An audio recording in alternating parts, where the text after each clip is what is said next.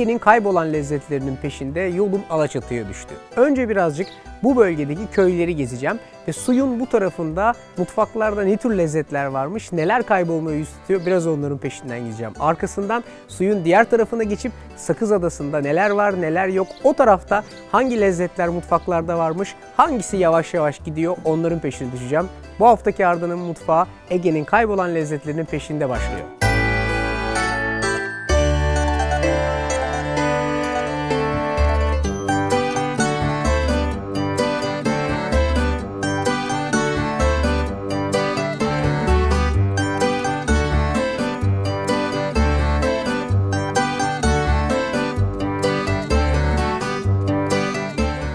Gökşen Bey, Ege'nin unutulan lezzetleri dedik mi bütün oklar sizi gösteriyor. Kime sorsam herkes sizi gösterdi. Nedir sizin bu yemekle olan maceranız? Bilmiyorum işte, belki Anadolu kültürüne karşı bir özel merakım var. Siz bu Ege'nin kaybolan lezzetleri projesinde danışman gibi sizden bilgi ve fikir alıyorlar, evet, doğru mu? Evet. Peki en çok ne tür yemekler varmış eskiden de bugüne kadar neler yani neler varmış eskiden bugüne hani neler kaybolmuş? Bir özetleyebilirsek yani ne diyebiliriz? Şimdi bir kere Ege mutfağı çok zengin. Evet. Burada çok çeşitli kültürler bir araya yaşamış ve birbirlerinden etkileşmişler ve bir bileşke mutfak çıkmış. Yani düşünün, Rumlar var burada, Yahudiler var, İtalyanlar var, yerleşik Türkler var, Girit adalarından gelen Türkler var. Hepsi birbirinden etkilenmişler. Ve burada Ege mutfağının zenginliğini oluşturan etkenlerden bir tanesi de malzeme bolluğu. Son belki Ege'de kullanılan 114 çeşit ot var. Burası, kaç çeşit? 114 çeşit. Bir sofralara olmuş, yemek olarak, salata olarak girmiş. Ondan sonra deniz mahsulleri çok fazla. Evet. Balıkları, kabuklu deniz hayvanları, et yemekleri tabii gene var malum. Tam bu noktada şeyi soracağım. Hani biz hep şeyi biliyoruz. Ağırlıklı böyle ot yemekleri, hatta bu ot festivali var, yani bol bol ot yemekleri var ama ciddi bir şekilde bir deniz mahsulleri ve aynı zamanda et yemekleri de var, değil mi? Tabii ki, bir de hamur işleri de, her şey var burada. Evet. Dolayısıyla zengin bir altyapısı var. Evet. Bugün restoranlarda çalışan aşçıların çoğu çıraklıktan yetişiyor. Ustalardan ne gördülerse onları öğreniyorlar. Kendi değerlerini değil, Batı değerlerini kendilerine seçmişler ve hep onları uyguluyorlar. Bugün gidin bütün oteller hep yabancı mutfak. Ondan sonra diğer bir ekol, turizm otelcilik okulları. Onlar da internasyonel mutfak öğretiyorlar. O eğitimi veriyorlar. Nerede kaldı? Ev yemekleri, Ev değil yemekleri. Gidiyor, benim işte amacım onları tekrar kazandırmak, restoranlara uygulamak. İşte bunun eğitimlerini veriyorum ben. Hı hı. Eski olan tarifleri bir de özünden, yani ev hanımlarından öğrenip Tabii ki. modern mutfağa taşıyor olmak gerçekten keyifli bir iş. Şimdiden ellerinize sağlık. Teşekkür Biraz ederim. zaten böyle gezip dolaşıp ne var ne yok, ne yapılıyormuş ben de bir kendi şeyimde bir göreceğim. Ondan sonra da birazcık da bunları mutfakta uygulamaya çalışacağım. Ellerinize İnşallah. sağlık. Ben her zaman destek olmaya hazırım. Sağ Siz olun. yeter ki istekli olun. Harikasınız. Teşekkürler. Rica ederim.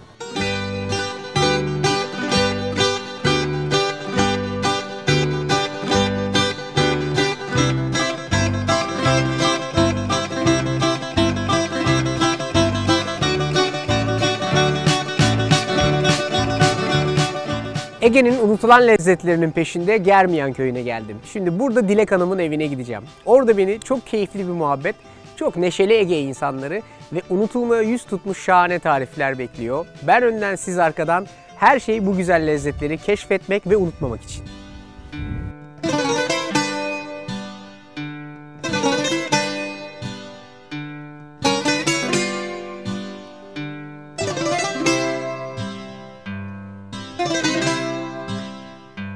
Leyla Hanım teyze, Söyle. kaç yaşındasın? 99. 99. Maşallah, aynı yaştayız sayılırız. Ben genç Tabii, gördüm. tabii, He? tabii. Genç gördüm seni yani, maşallah. Senin bu yörelerde çok güzel yemekler var, doğru mu? Doğru, doğru. Ha? Çoktur ama şimdi hepsi de böyle mühtaç oluyor. Vallahi. Peki böyle Gelin yapıyor, Ha. kızım yapıyor, yiyor. Başka türlü yok. sen yapıyor muydun eskiden? He? Eskiden sen yapıyor muydun yemekleri? Tabii kendim yapardım hepsini. Ha, hepsini Ama şimdi- biliyorsun. Hepsi. Ben 4 tane evlat evlendim. Maşallah ya. Leyla Hanım, seni yerim ben ya. Maşallah. Maşallah.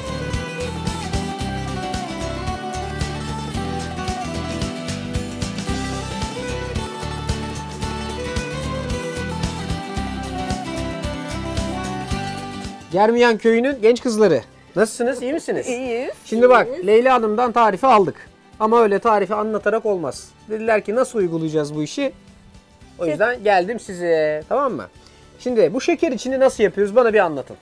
Anlatırken de gösterin. Hadi başlayalım. Nasıl yapıyoruz? Önümüzde bir sürü malzeme var. Ne var burada? Gül yağı diyorlar. Itır gül yağı. Peki bu ne? Badem ve tarçın, şeker karıştırdık çünkü biraz sonra yapacağımız Tatlıya koyacağız. İç malzemesi. Tamam. Birazcık unumuz var. İrmiğimiz var burada. Değil mi? Evet. Burada kaynar su var. Burada da tereyağı var. Kızdırılmış tereyağı. Hadi başlayalım şimdi. Ne yapıyoruz? Önce biz gül yağımızı suyla birleştirelim. Ha. Gül yağının kokusunu suya çıkmasını sağlayalım ki. Sebep bu mu? Evet. Yani çünkü, ıtırın kokusunu suya geçiriyoruz. Evet, çünkü biz buna kurabiyelerimiz, tatlılarımız piştikten sonra bu suya batıracağız ve kokusunun kurabiyeye geçmesini sağlayacağız. Tamam. Biraz böyle tadlandırdık. Bu evet. O bu duruyor. Çok durmasın çünkü acısı çıkabilir. He, peki. Onu sonra alırız. Tamam.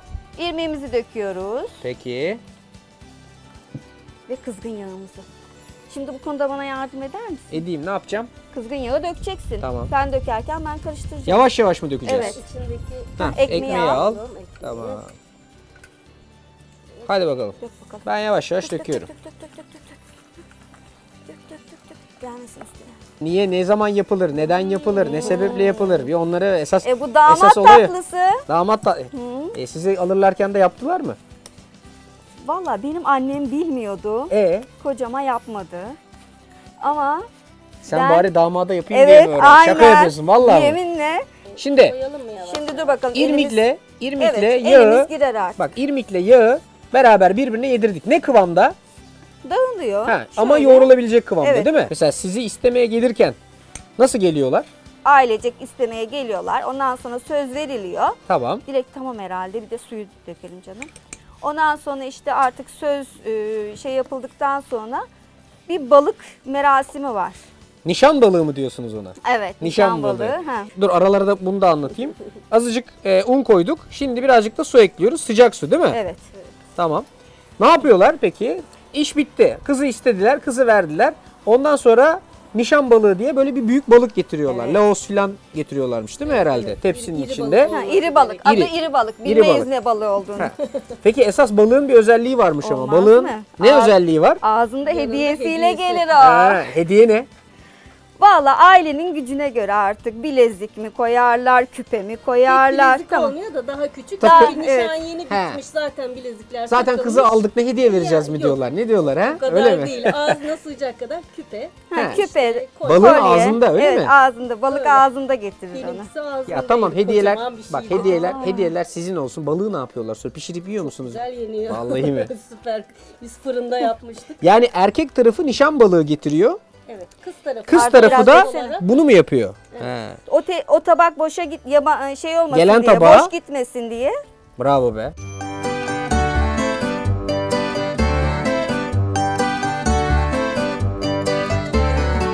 İyice yoğurduğumuz tatlı hamurumuzdan bir tutam alıyoruz, elimizde oval olacak şekilde açıyor ve iç harcını koyuyoruz. Ay şeklinde hazırladığımız şeker içlerini güzelce tepsiye diziyoruz ve üstleri pembeleşinceye kadar fırında pişiriyoruz. Pişen şeker içlerini ıtır çiçeğiyle tadlandırdığımız şerbete batırıp lezzeti çekmesini bekliyoruz ve ardından pudra şekerini buluyoruz. İşte unutulmaya yüz tutmuş Ege lezzetlerinden şeker içi tarifini bu güzel köyden ve bu güzel insanlardan alıyoruz.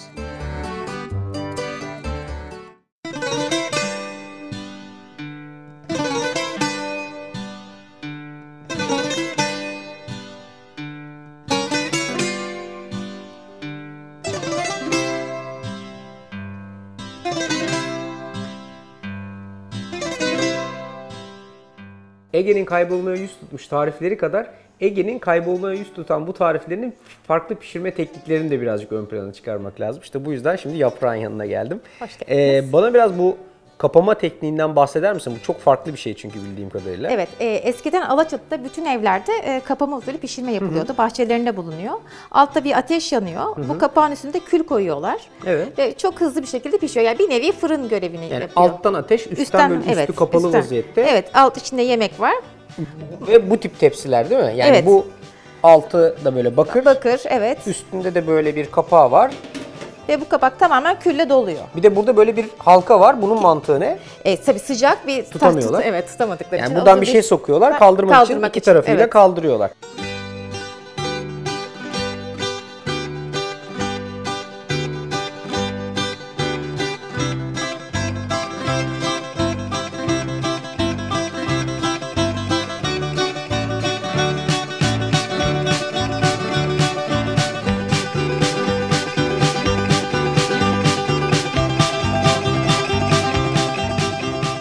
Nevin abla merhaba. Merhaba, hoş Dur geldiniz. kaldırma hemen. Ne yapıyorsun burada? Ben kapama yapıyorum. Biz de sana içerik getirdik. Ay, Şimdi çok bu teşekkürler. bahsettiğin kapak bu değil mi? Evet, aynı bu. Bunu şimdi kaldırıyoruz böyle. Tepsiye oturtuyorsun. Tepsiyi böyle direkt oturtuyorum. Doğru mu? Doğru. Hoppacık. Tamam. Biraz daha Biraz, açayım mı? evet, Ha? birazcık. Pardon. Biraz, evet. Tamam. Üstünde böyle kapattık. Tamam. Şimdi kaç dakika Afiyet böyle olsun. bekleyeceğiz? 15 dakika. 15 dakika. 15 dakika. 15 dakikada bitecek. Evet. Vallahi dediğin kadar varmış yani. Bu benim annemden bana yadigar. Annenden sana yadigar. Evet. Vallahi. Annem 105 yaşında vefat etti. Allah rahmet eylesin. Biz bayramlarda, özel günlerimizde devamlı bunu kullanıyoruz. Bağ evinde. Ha. Ceyran olmadığı için. Yani eskiden elektrik yok. Evet. Fırın niyetine Evet. bunu kullanıyordunuz. Tatlımızı, kurabiyemizi, her şeyimizi bunda yapıyoruz.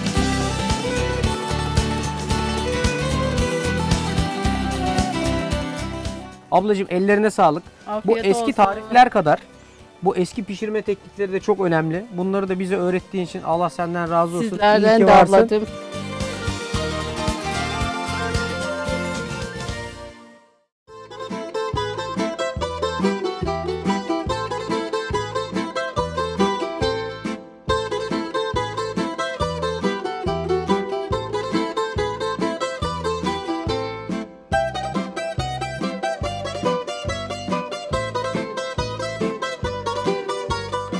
Yaklaşık 40 dakikalık bir yolculuktan sonra suyun diğer tarafına yani Sakız Adası'na geçtim.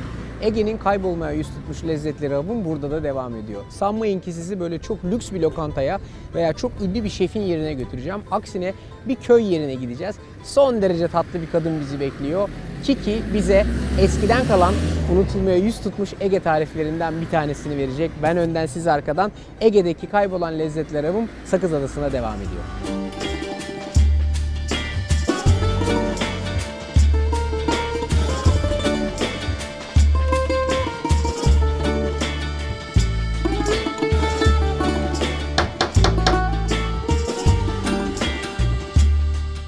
Oo, merhaba. Merhaba. Oh, oh maşallah. Niko, merhaba. Merhaba. Hadi bakalım. Haydi.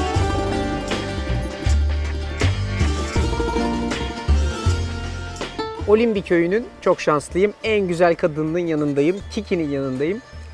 Kiki aslında İstanbul doğumluymuş değil mi Evet, Kiki? 1945'te İstanbul'da doğdum. Hı hı. Önce tarla başında yaşadım ve 5 yaşındayken Tepebaşı'na gittim. Orada doğdun, büyüdün. Evet. Kaç yıldır buradasın? Köydesin. Köyde 20 yıl. 20 yıldır. Böyle bahçe var ve bahçede acayip güzel şeyler var. Radika var. Bahçe Niko'nun işi. Eş kocanın. He. Tabii. Burada Benim- arkada greyfurt var, limon ağacı var, maydanoz var, radika var, Radika var tabii. taze soğan var, sarımsak var, elma var. İleride enginar var. Ne güzel yer ya burası. Evet. Niko mu ekiyor hepsini bunları? Niko ekiyor. Ben pişiriyorum. Sen pişiriyorsun. Tabii. Peki eski yemekleri yapıyor musun? Böyle Tabii. eskiden kalan tarifleri Evet. falan. Bugün de yapacağız. Bana güzel şeyler yaptın mı? Zannedersin. Ya güzel yapmışsın. Çok güzel Türkçe konuşuyorsun. Yok. Peki böyle unutulmuş böyle eski var olan güzel bir tarifini bana bugün beraber gidip yapar mıyız mutfakta? Tabii, Ha? tabii. Harikasın seni. Oh yerim ben. Oh. Çok mersi.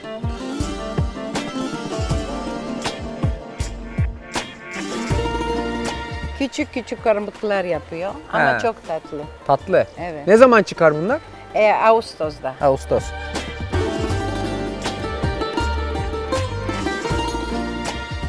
Güzel ama yaprağın incecik yani. Yani Yumuşacık evet, yaprak. evet. Ha? Şimdi çıkıyorlar. Evet, çok taze.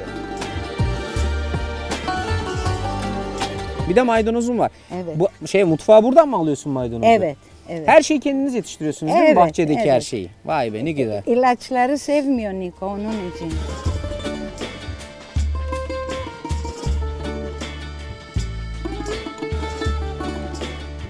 Hadi gel el ele gidelim. Niko'yu kıskandıralım biraz.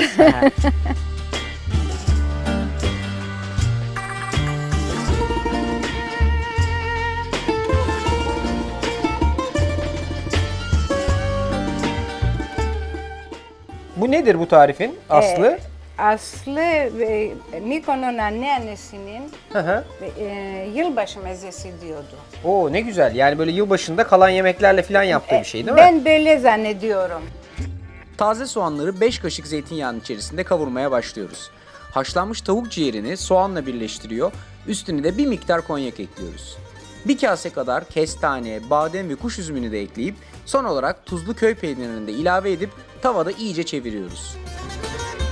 Sulandırılmış domates salçasını ve bahçeden topladığımız taptaze maydanozları da ilave ettikten sonra hafif sulu olan yemeğimizi fırın kabına alıp kapağını kapatıp 180 derece ısınmış fırında 15 dakika pişiriyoruz.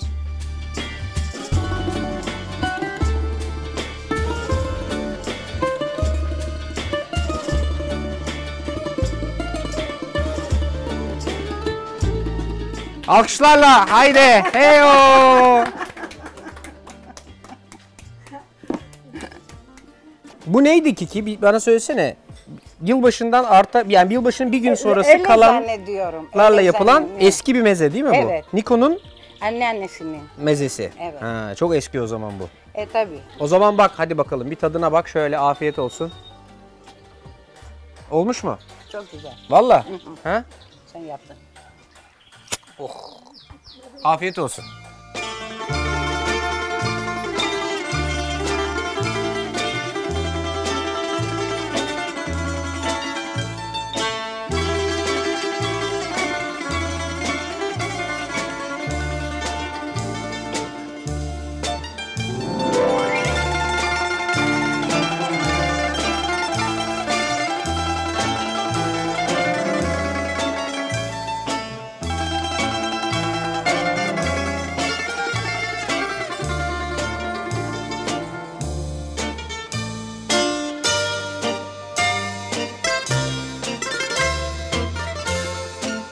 Olimbi köyünde Kiki'nin nefis yemeklerini yedim, karnımı doyurdum. Mesta'yı da birazcık gezdim ya artık bir fincan kahveyi hak ettim herhalde.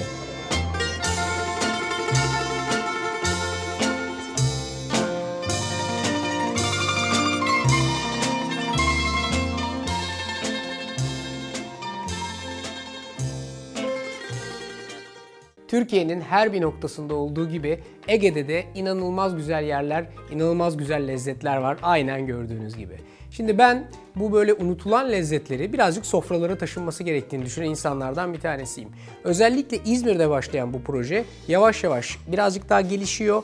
Oradan sonra İstanbul'a ve tüm Türkiye'ye yayılan harika bir proje haline geliyor.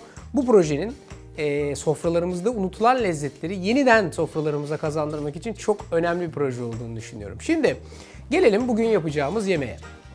Size bir aslında ot lalangası isminde çok değişik otlardan yapılan bir çeşit böyle bir lezzetli, mücverimsi bir şey yapacağım aslında. Lalanga aslında kelime manasıyla böyle dökülerek yapılan ve üstüne şerbetle beraber servis edilen bir tür hamurlu gibi bir manası var. Fakat bunu sadece otlardan yapacağız. Ne otlar kullanacağız derseniz işte şu anda mutfağım Ege'nin muhteşem otlarıyla dolu. Hepsini size tanıştıracağım bu küçük arkadaşların. Öncelikle bir numarada ısırgan otu var. Şimdi bu güzel arkadaş böyle üstü birazcık böyle dikenli dikenli olabilir. Ama eğer siz de böyle şanslıysanız yenilebilir olan cinsinden bu dikensiz olanlardan bulma şansınız var. Bunun çok farklı özellikleri var. Şimdi aslında birazcık göz kararı yapıyorum ama bulabildiğiniz otlarla da yapabileceğinizi düşündüğüm için birazcık tarifin içeriğiyle ilgili size bilgi vereceğim. Birazcık otlarla ilgili size bilgi vereceğim. Arkasından da nasıl bir araya getirip nasıl bir lezzetli kıvam verdiğimizi size anlatacağım. Şimdi bu ısırgan otu aslında hani adı üstünde böyle küçük küçük tüyleri vardır ve eğer böyle sizin de çocukluğunuz benimki gibi sokaklarda geçtiyse mutlaka böyle bu ne güzel ot diye falan böyle öyle uzandığınızda mutlaka bir tarafınıza değip böyle cildinizi tahriş eden bir yapısı vardır. Ama onun dışında demir yönünden oldukça zengin ve bağışıklık sistemini kuvvetlendirici çok bir özelliğe sahip. Acayip güzel bir bitki. Ne kadar kıymetini biliyoruz tartışılır ama benim mutfağımda böyle bir tarifte özellikle yeri var. İkinci ihtiyacım olan daha kolay bulabileceğimiz bir yeşillik. bir taze soğana ihtiyacınız var. Bunların ölçülerini ve ölçeklerini siz kendi gönlünüze göre yapabilirsiniz. Çünkü bulabileceğiniz yeşilliklerle yapmanızı isteyeceğim. Bulamadığınız yeşilliklerde canınız sağ olsun. Ama eğer yolunuz Ege'ye düşerse Ege tarafında bunlardan bol bol bulabilirsiniz. Hele ki bu mevsimlerde 10 numara 5 yıldız tarifler için bütün yeşillikler sizi bekliyor. Şöyle bir tutam kadar, bir demete yakın maydanoz ve yine keza aynı şekilde birazcık da dereotunu aldım tezgahımın üzerine. Şimdi her şeyi önce burada birleştiriyorum. Çünkü tek yapacağım bütün bu yeşillikleri böyle güzel bir bıçaktan geçirip incecik kıymak. Evet, sıra geldi size tanıştıracağım bir diğer arkadaşıma. Şimdi bu aslında böyle rokaya benzeyen yapısıyla, tipi, şekli, şemali bir parça rokayı andırsa da bu aslında İzmirlilerin, Çeşmelilerin, Egelilerin çok sevdiği bir radika. Böyle topraktan çıkar, geniş vaziyette yere yayılır ve yani bakarsınız bu radika dersiniz. İşin ustaları hayır bu radika değil derler ve sizi alırlar gerçek radikaya götürürler. Acayip lezzetlidir. Böyle birazcık hani yabani ve yabanıl gibi görünmesi sizi yanıltmasın. Müthiş bir tadı vardır. Bu burada dururken bir parça da ondan aldım. Şimdi sizi bir de gelincikle tanıştırmak istiyorum. Gelincik aynen şöyle gördüğünüz gibi güzel güzel kırmızı kırmızı çiçekleri var üzerinde. Ve böyle bir hafif karışık bir yapısı var baktığınız zaman. Böyle küçük küçük yapraklardan oluşan ama sadece bu yapraklı kısmı değil, bu çiçekli kısmından da faydalanılan bir bitki. Bununla güzel reçel yapılır, bununla güzel şerbet yapılır. Nefis bir kokusu ve aroması vardır. Hatta şu yaprağı da şöyle alıp işin içine katabilirsiniz bu tarifi yaparken. Şimdi burada kullandıklarım önümde. Bir de şu arkada duran ve uzaktan eminim size böyle bir dereotu gibi gözüken ama aslında dereotu olmayan Arap saçı. Dereotundan böyle temel bir farkı var hacim olarak baktığınızda. Dereotu biraz daha böyle tek tek tel tel. Arap saçı birazcık daha karmaşık ve biraz daha yumuşak. Hatta yani Arap saçı ile ilgili size şunu söyleyebilirim ki bu rezenegillerden bir tür. Rezene ile birebir aynı özellikleri yok. Yani rezene dediğinizde sizin aklınıza eminim bu böyle kök olan yuvarlak üstündeki gövdeli kısmı ve yaprakları geliyor. Benzerliği aslında yakın familyalardan olması fakat aldığınız zaman elinize şöyle burnunuza bir getiriyorsunuz. Müthiş güzel bir anasonlu kokusu var ve inanın bana bütün bu otların içinde bu tarife apayrı bir renk katacak, apayrı bir lezzet katacak şey. Bu nefis bir anasonlu tarifi var, tadı var. Yerken böyle inanılmaz damakta bir tat bırakıyor. Son olarak geliyorum burada kullanmayacağım ama sizle tanıştırmak istediğim bu güzel ve renkli arkadaşa. Bu aslında bir karabaş otu. Çok farklı şekillerde kullanılabiliyor. En büyük özelliği aslında şu anda belki ses tonumdan da anlayacağınız üzere benim gibi alerjikler için böyle güzel bir çayının yapılabiliyor olması. Yapacağınız şey bir bardak kaynar suyun içine böyle bir tane böyle bir parçacık karabaş otundan atıp 3 dakika kadar kaynatmak. Ondan sonra şu anda müsaadenizle zaten mevsim alerji mevsimi ve benim alerjim de almış yürümüş vaziyette. Ben de karabaş otunu aynen bu şekilde değerlendirebiliyorum. Görüntüsü muhteşem, tadı da sağlık için çok da faydalı. Şimdi her şey tezgahın üzerinde. Yapmamız gereken en önemli şey bunları mümkün olduğu kadar ince kıymak. İsterseniz aslında bir mutfak robotundan filan da yardım alabilirsiniz. Ama bıçakla da bu işi gayet iyi yapabileceğinizi düşünüyorum. Önce bütün otlarınızı mümkün olduğu kadar hepsini böyle bir araya gelecek şekilde ince ince kıymaya başlayın. Bunu ne kadar güzel ve ince kıyarsanız otlarınız o kadar sulanmaya başlayacaklar. Hafif böyle ıslanmaya başlayacaklar. İstediğimiz şey bu otların ıslanması. Çünkü ne kadar ıslanırlarsa o kadar birleştirici ve bağlayıcı olan kıvamdaki o sululuğu ortaya çıkaracaklar. İşin ilk etabı benim size tanıştırdığım otlar bunlar. Yolu İzmir'e düşen ve unutulmuş lezzetleri daha fazla mutfaklarına taşımak isteyen herkesin alıp bulabileceği otlar bunlar. Bu otları alın ve ilk etapta benim yaptığım gibi ince ince kıyarak işe başlayın.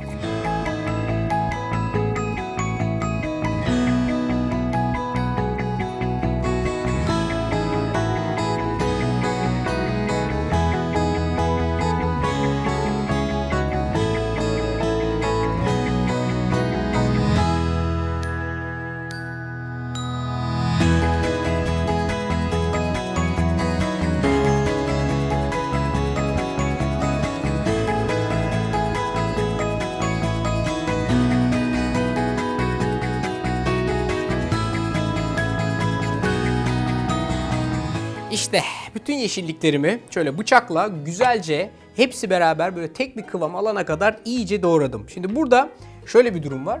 Bunu güzel bir şekilde doğradığınız zaman zaten yeşilliklerin birazcık ıslandığını, hafiften böyle bir nemli bir havaya doğru büründüklerini görüyorsunuz. Bizim bunu ekleyeceğimiz bir tane de kuru soğan var.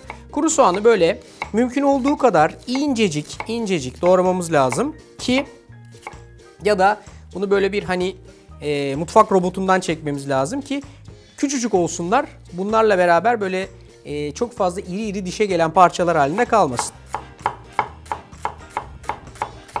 Aynen soğanı da böyle mümkün olduğu kadar ince doğradım. Çanağımı alayım elimin altına. Önce yeşillikleri ya da önce soğanları, sırası hiç fark etmez tabii ki.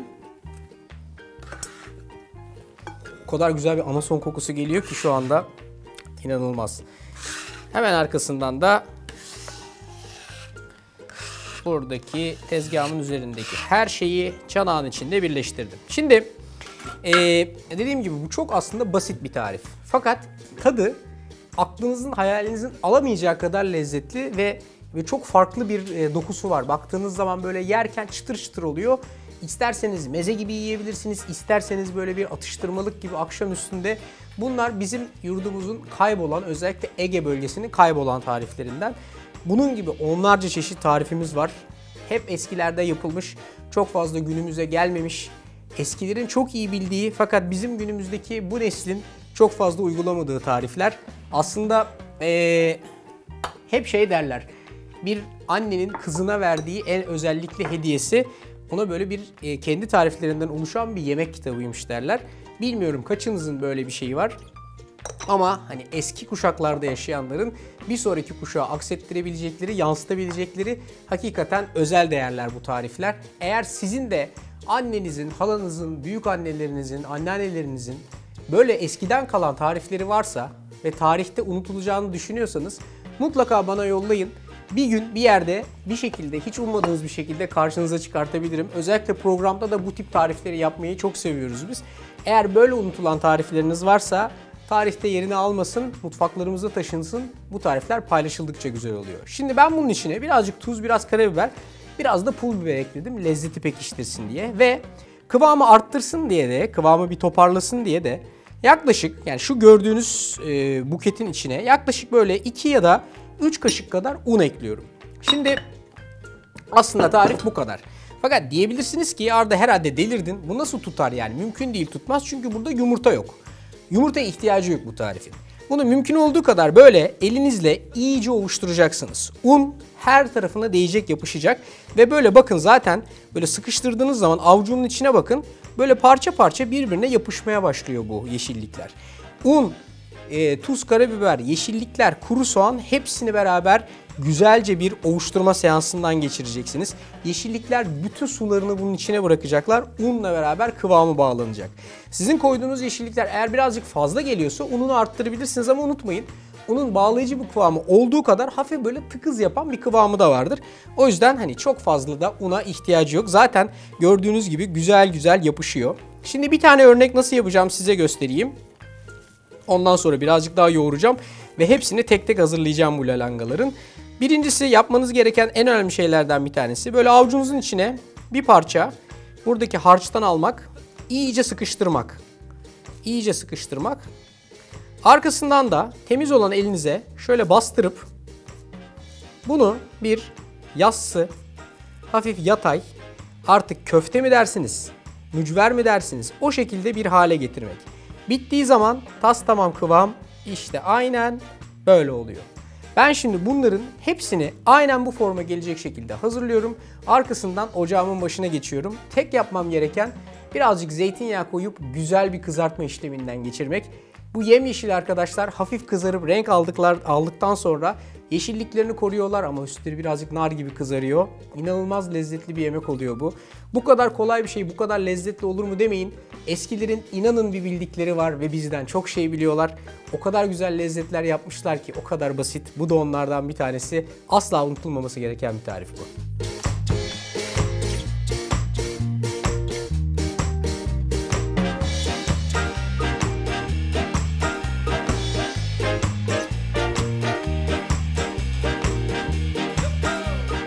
Yağım iyice kızdı. Artık lalangaları teker teker, yani daha doğrusu hepsini arka arkaya pişirmeye başlayabilirim. Tek yapmam gereken dikkatli bir şekilde şekillerini bozmadan alıp zeytinyağının içine bırakmak. Arkasından da çıkartacağım. Bir havlu peçete serdiğim tabağın içinde birazcık üzerindeki fazla yağları alacağım. Çok fazla pişirmenize gerek yok.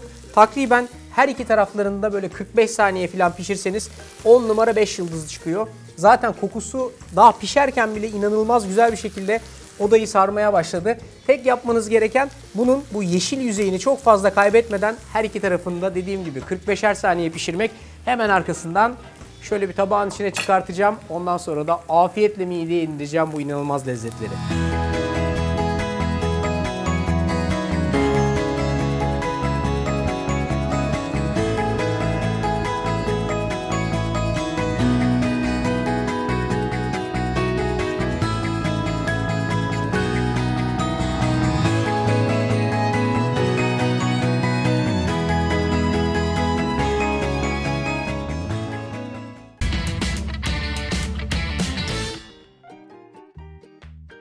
Ege'nin havası da, doğası da, bitkisi de bir başka oluyor. Gerçekten bugün ortaya çıkan ürün de son derece lezzetli ve eskilerin sıklıkla mutfaklarında kullandıkları ama bizim unutmaya yüz tuttuğumuz inanılmaz güzel ve kolay bir lezzet. Şimdi ben bunu şöyle yemeyi seviyorum. Böyle daha güzel olduğunu düşünüyorum çünkü. Böyle bir dilim, incecik bir dilim kızarmış ekmek. Üstüne hafif böyle sevdiğiniz baharatlarla tadlandırılmış bir süzme yoğurt. Üstüne şöyle güzel bir parça da ot lalangasıyla gerçekten böyle eşsiz bir görüntüsü oluyor. Yemesi de